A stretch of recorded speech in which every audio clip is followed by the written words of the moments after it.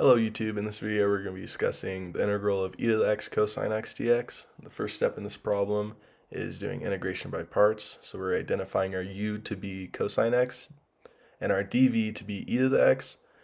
When we're solving for v, we choose the antiderivative of dv, which is e to the x, and then du is the derivative of cosine x, negative sine x dx.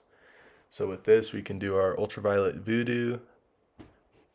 So the integral of e to the x cosine x dx equals e to the x cosine x minus the integral of negative e to the x sine x dx. So we can pull this minus sign out front because it's a constant multiplier, and we can rewrite these terms. We have the integral of e to the x cosine x dx equals e to the x cosine x plus the integral of e to the x sine x dx.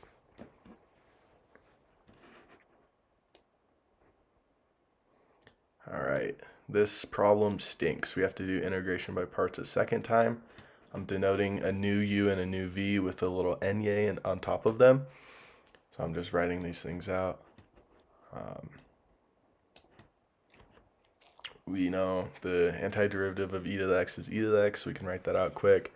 Now we have u to be sine x and du to be cosine x dx.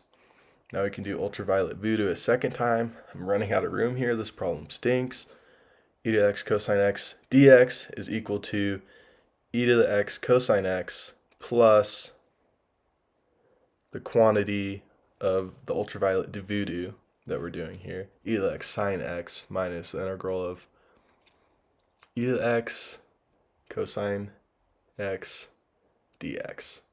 And if you recognize that, that's the same side as the other side of the equation. So we can stop right here, and now we're going to be moving over this integration to the other side. So now we have 2 times the integral of e to the x cosine x dx, and that's equal to e to the x cosine x plus e to the x sine x. Sweet. Let's divide by 2 on both sides. And now we can bring out the 1/2 as well as the e to the x and get a final term, 1/2 e to the x cosine x plus sine x. And if you ever taken a calc class, you got to have that plus c. Nice job, everyone. Gold star.